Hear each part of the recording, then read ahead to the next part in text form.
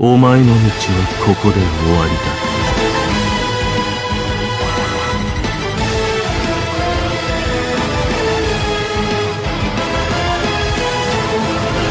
見せてその先の力というもの。ブリーチ、ブレイブソウルズ。 Alrighty, what is going on, you guys? This is your boy the Death Smasher, and welcome back to yet another Bleach Brave Souls video. And we are here with the final top 10 video in which we cover the top 10 characters for each specific attribute. And today we're going to be finally covering up power. And again, would like to thank you guys for supporting me so far. The fact that we even got to 8K subs is great. Let's keep it going and let's get over 9,000 subscribers. Like, let's get up there. So right now, here is basically my list of the top 10 power characters that we have in the game. And let me tell you guys this, power, in terms of the actual attribute, it has never been this good, honestly speaking. If we compare this type of list compared to technique, speed, mind, and heart, it's a night and day difference, because guess what? 6 of the characters are basically gonna be taking on every single content in the game, which literally speaks volume. So with that being said and done, let's just get started. But before we dive into the real top 10, let's talk about some honorable mentions first. So I have Nozomi, Chad, and Rengoku picked out as honorable mentions. So let's just pretty much talk about the characters real quick. So Nozomi, this character is, in my opinion, pretty good because of the fact that she has the technique droplet and the technique link slot potion skill, making her a really damn good farmer for epic raids. However, what really kills this character is the fact that she lacks status elements and she also lacks havoc, which is very unfortunate, meaning that this character is only going to be good in epic grades, because it's a shame. This character has Frenzy +1 with the Berserker of 60%, also has no affiliation killer, and will get an extra killer effect of 50% when in co-op quests, and she's stacked. She really is stacked. She can even revive on her Soul Bomb, and it's just a shame that this character was released as a mid-month character rather than an end-of-the-month character. And her kit is also pretty decent since she has a shave 40% on her SA1, I believe, if I'm correct. A beam on the SA2 being 2500 length, and then the third strong attack is a vacuum into explosion, which in my opinion, they just chose the wrong strong attack to use for Nozomi because she doesn't have status elements, so it's gonna suck, that's all. But she still has 2 really good strong attacks, and that's why she's as an honorable mention. If she had Havoc, she'd be in the top 10 list.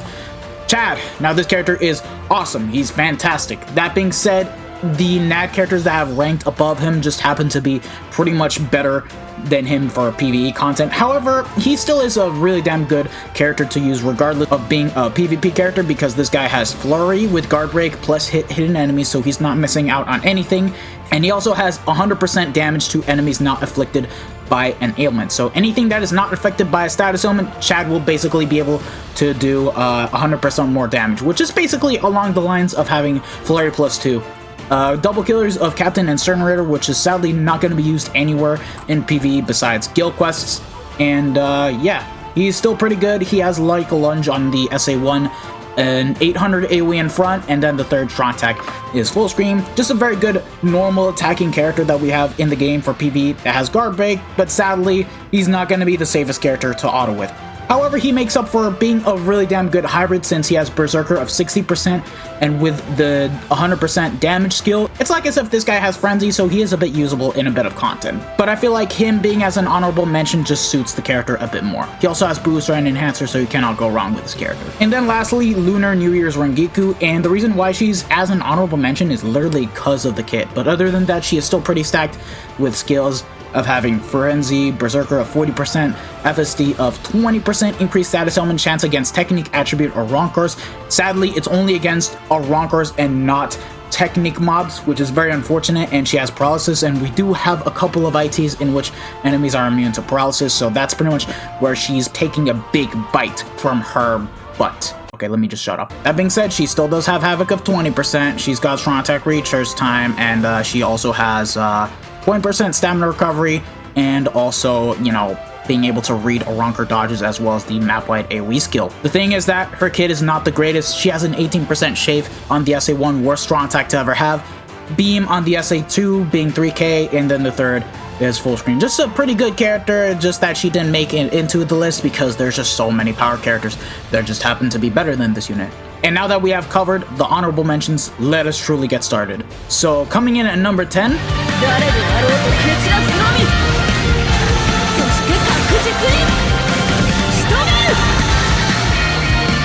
is the Spirits Are Forever With You Beyond the Bankai version of Soifon. Now yes, Chad is going to be able to outdamage this character, guaranteed, no doubt about it. However, this character comes armed with so much survivability you can't even possibly imagine, because this character basically has the same multipliers as Spirits Are Forever With You Jushiro. No affiliation killer with a bruiser of 60%, plus the power attribute capped in normal attack damage of 20%, can boost on the second strong attack and give out barriers just like Jushiro, and also has the multi-barrier skill, which is really damn nice. Now granted, the boost isn't as strong as Chad since he has the booster skill, so she's going to be buffing herself and her allies' attack, defense, and focus by 33%.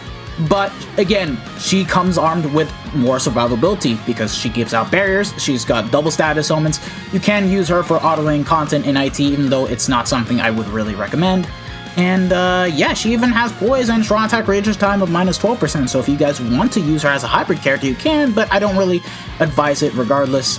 But yeah, just a fun character, a great auto-wear at that, and also has guard break. So yeah, this is basically a melee Spirits Are Forever With You Jushiro, but as a power character. And the kit, beam on the SA1, 800 AoE in front, and then the third is the suction into explosion. Now in this case, because Soifon has status elements, it works compared to Nozomi, so yeah, big difference. Now coming in at number 9,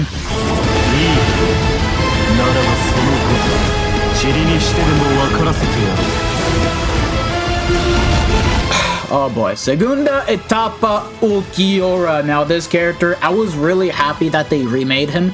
That being said, my biggest nitpick with this character is the fact that he got a debuff instead of a boost. And debuff, unless we're talking about guild quests, not even guild quests, because he's only going to be affecting one wave of mobs. So let's just say epic raids and PvP, it's useless. It's really useless. But that being said, he makes it up with so many skills that this character has, to the point that you can use him for autoing content, because he has Flurry with a bruiser of 60%, killer effect of 50% in guild quest, and a range damage of 30% in GQ. Granted, you're never going to use this killer effect outside of GQ or whenever you see captain mobs. He does give himself out barriers on his second strong attack, and also has multi-barrier just like the Spirits Are Forever With You Soifon, and has weakening on his entire kit, cannot be staggered thanks to the poise skill.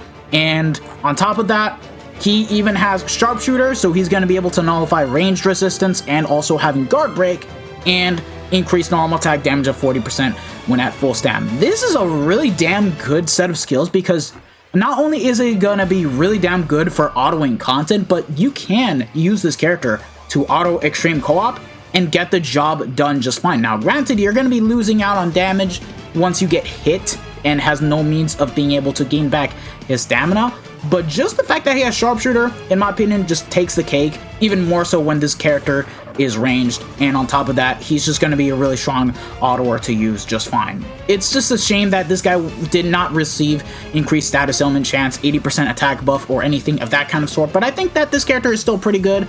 And again, the debuff needed to be a boost on the second strong attack. The strong attacks don't really matter, but he has the 18% shave on the SA1, 800 AoE in front, and then the third is full screen. So very good character, just that he needed a bit more. So yeah, also you're never going to really have much use of the Captain Killer effect besides epic raids, GQ, etc.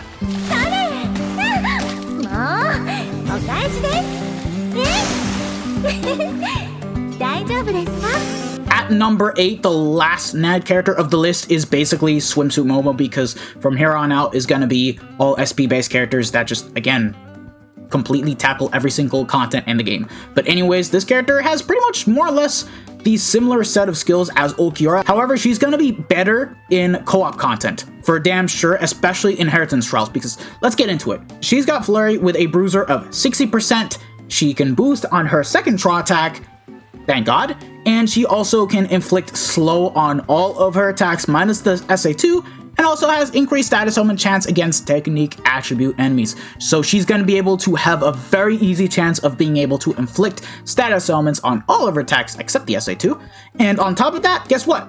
This character is a super pod character and a link slot potion character.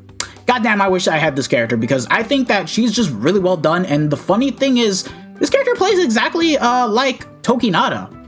I'm not kidding you, she has the exact same kit as him. Okay, I kinda capped. She has the 18% shave on the SA1, SA2 is the vortex into pushback, and then the third is full screen.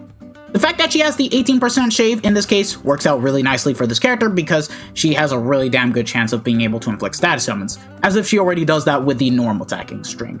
The sad thing about this character is she doesn't provide barriers and she doesn't have 80% attack buff. In my opinion, if she had that, good god, I think I would have probably put her among the top 5 best power characters that we have in the game. And the innate abilities, well, guess what? She has guard break, freeze, immunity, and sprint +1, so not only does she have guard break, but she is even great to use in her own GQ rotation. But other than that, she's fine, she's crazy, and is a very super valuable character to use, more so than Nozomi in this case, even though she doesn't give out droplets.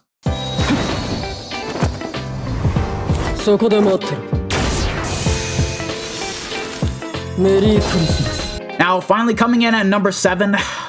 By the way, lads, after we surpass Toshiro, the top 6 characters, whether you have any one of these units, you're going to be able to tackle on every single content in the game. But anyways, let's get on to this last character, and Christmas Toshiro. Now, this character, in my opinion, is a really damn fantastic character at that. A really good one, because he has Frenzy +1, Havoc of 20%, and a Berserker of 40%. Now, in terms of the damage, it is a bit on the lower side, but this character is pretty good, and he is a link slot potion character. Now, the reason why I put him above Momo in this case is because, sadly, Momo being a NAD character doesn't really help out with doing IT for the most part, and I feel like for PvE, Toshiro is just going to be able to manual play a lot better than Momo in this case. And this character is basically the Power Hikone, but with the no affiliation killer, because he has Frenzy +1, Berserker of 40%, Havoc at 20%, and increased status element chance against technique attribute no affiliation enemies. Sadly, it's not against all tech mobs, but it is what it is. He does have freeze on his entire kit, technique link slot potion of +5, and then he also has the freezer skill, damage to frozen enemies of 20%, and freeze immunity. So yeah, the only bad thing about this character is he doesn't have guard break, so for content like IT, he's not going to be getting most of the damage in, and as a matter of fact, you don't want to use this character for IT, because all of the other top 6 characters are the ones that you want to use over this character, for sure, for damn sure, besides he's only farming link slot potions. But yeah, the kid is good. Again, he plays exactly like Hikone, since he has the beam on SA1, vortex into pushback attack, and then the 1170 in front. You cannot go wrong with this character, just that he needed, you know, the disable it against all tech mobs and needed guard break. But other than that, still a solid character. Very great farmer at that.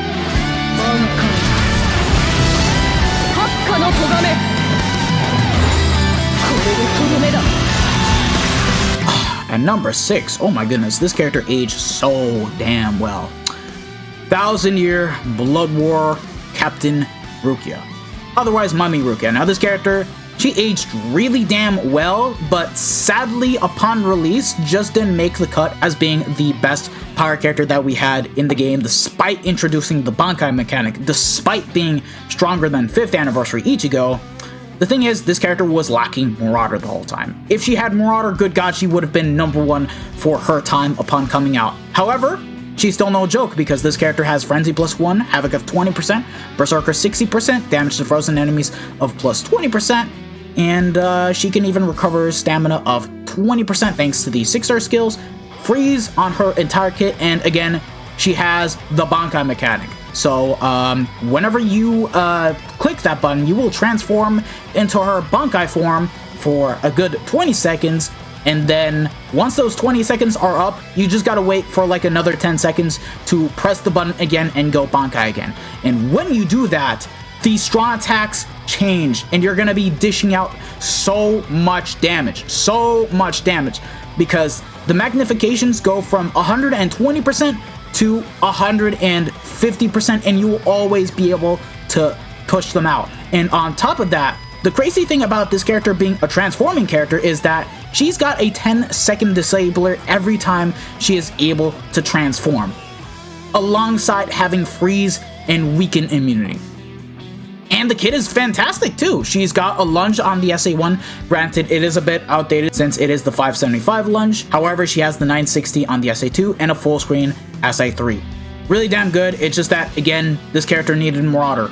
Even if she had a Ronker and a Spada, I just felt like this character really needed it because, yeah, she's also lacking a bit of guard break too. So, still a fantastic character and well deserving of the number 6 spot.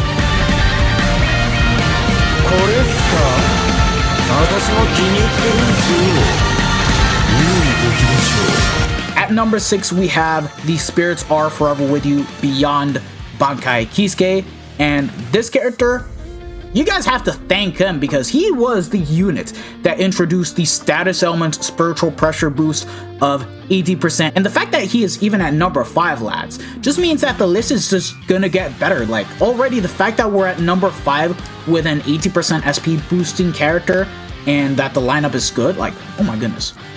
Oh my goodness.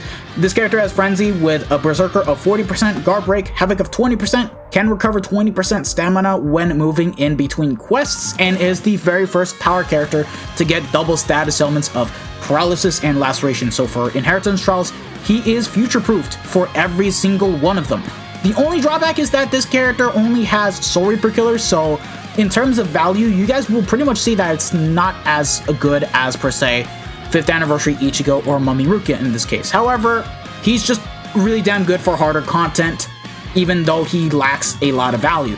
That being said, he is immune to all status elements, can read Soul Reaper dodge, and also has Sprint +1. The kit is also fantastic, minus the SA1, because it is the 18% shave on the SA1. However, he's got the godly 960 into Homing Vortex, and then the third strong attack is full screen. You cannot go wrong with that. He is definitely one of the better power Soul Reaper killers that we have in the game for a very good reason.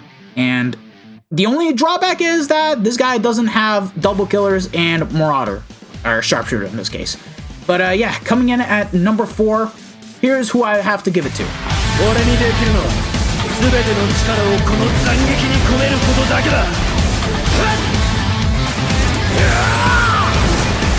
This character is definition of how to make a unit.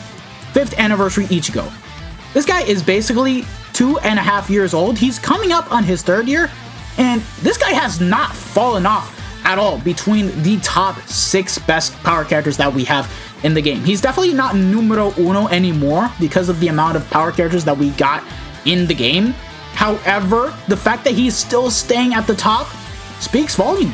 It really does. He's got double killers of Hollow and Oronkar, which you cannot go wrong with, a Berserker of 60% with Frenzy, Havoc of 20%, and Marauder. This guy can ignore melee resistance and also has Guard Break thanks to the skill alone. And this guy plays pretty much similarly to Spirits Are Forever With You Kisuke, just that this character, you can basically use him in a lot more stuff. In Extreme Co-op, he's going to be a god still. In Guild Quests, you can use him on multiple different rotations, and on top of that, his kit is just really good. That being said, the only, mediocre thing about his kit is just the SA1 because it is the outdated lunge. It's the same lunge as the 1000-year Blow Rukia, 960 on the SA2, and then the third strong attack is a chargeable strong attack. When you charge it, it's full screen in front, and you're going to be able to dish out so much damage. Now, granted, this character does not have any innate abilities because he came out during the time when we didn't get that. We just only started getting them with the release of the Tech 1000-year Blower Yamamoto. But still, this character aged really well. The only thing that this character is really much lacking is the 80% SP boost and, of course, complete status immunity. But other than that, this character is fantastic. Like, if you guys have him at 5.5, don't sleep on this character still. He's that damn good of a unit still to use, and he's premium. Crazy. It really is. That being said, coming in at number 3. Release code 0575. Unlock! Koi! Anger Shadow! We have Bruno. We have Bruno. Now, wow, this character's still staying strong, man. It's pretty damn crazy, despite the fact that he has only 40% Berserker compared to Ichigo, where he has 60 and also is lacking, you know, 80% SP boost. But anyways, this character, he too, just like 5th anniversary Ichigo, is pretty damn useful. He's got Soul Reaper and Aranka Killer. However, the main thing that kind of drives between him and Ichigo, look, let me just be honest with you guys. Between him and him, it's pretty much a tie in terms of what they can do with their kits. Ichigo is just going to be the harder hitting unit out of the two, while Bruno, he's going to have the much better kit and, you know, just has a bit more stuff on his skills to make him a bit more versatile. And the most important point to factor in is the fact that this guy has Bombardment. You can sub one on both Soul Reaper and Aranka GQs should you guys get this guy 5 out of 5. Now granted, he's not going to be anywhere as crazy as 7th anniversary Ichigo or Christmas Noel in that case, since he doesn't have the 80% SP buff, but you guys can still do it regardless. And of course, he also has hit underground enemies, poise, and sharpshooter. The only thing that this guy is pretty much lacking in is I want to say status immunity and, again, 80% SP buff. But he also has Last Ditch on his innate abilities, so once you die, you come back with 30% of your health remaining. He can dodge Soul Reaper damage, so yeah, and Sprint plus 2. This character, just like Ichigo, you can use him for grinding content in extreme co-op. It's just, these characters are pretty much almost the same between the two. It's just that Bruno has, in my opinion, a much better SA1, but is going to be hitting a lot less and has Bombardment, while Ichigo just has a bit of a worse SA1, is going to be hitting more and doesn't, you know, nuke like Bruno. So it's pretty much interchangeable between the two, but I felt like putting Bruno at the number 3 spot and Ichigo at the number 4 spot was pretty much well fitting.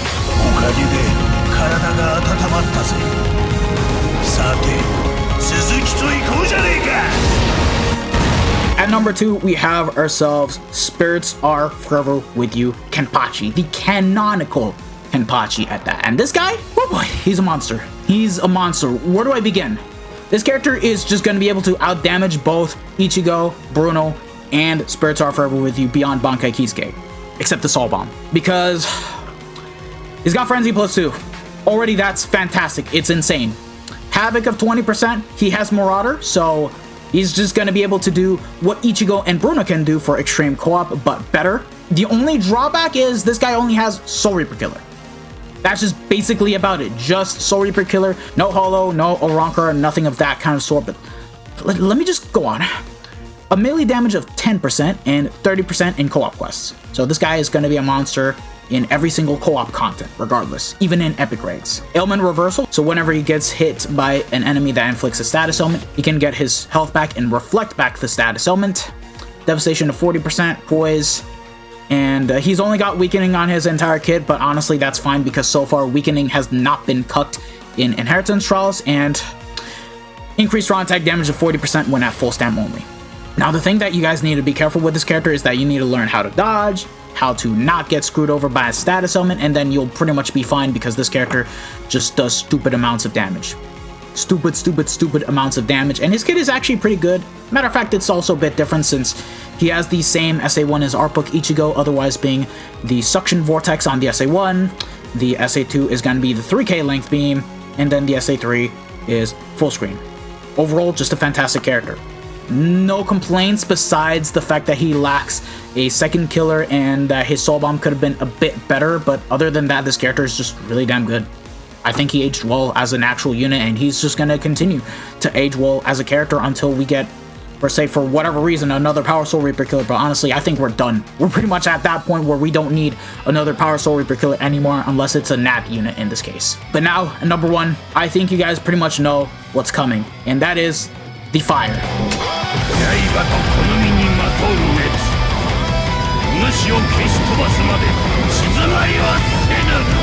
1000-year Blood War Power Yamamoto. Oh my goodness, where do I begin? Where do I actually begin? Now, let me just be straight up honest with you guys.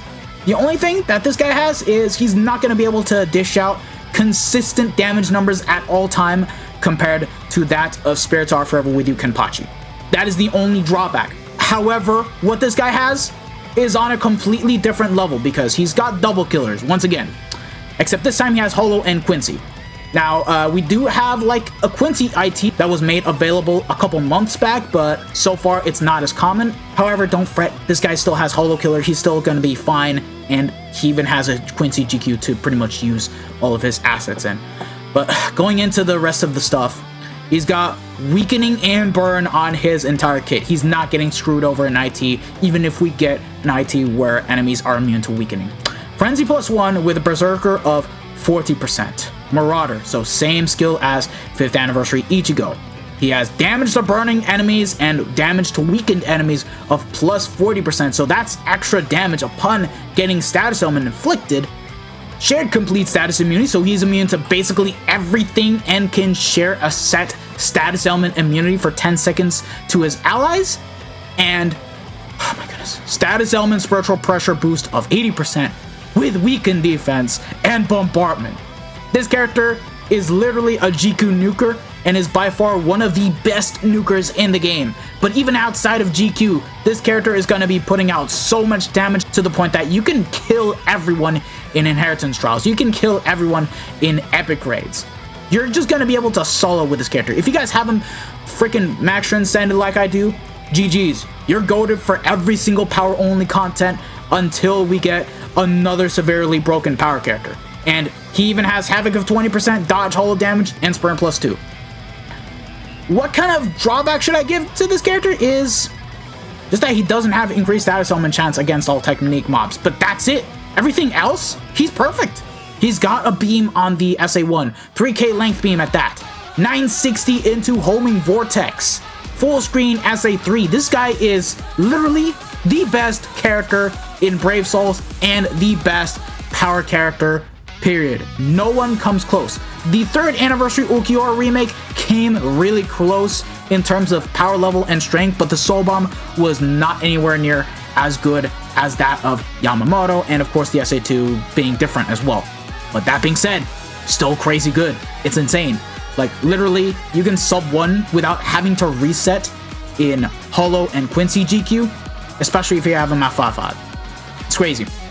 I love this character. I don't think I'm gonna stop using this character for like a very goddamn long time because it's Yamamoto.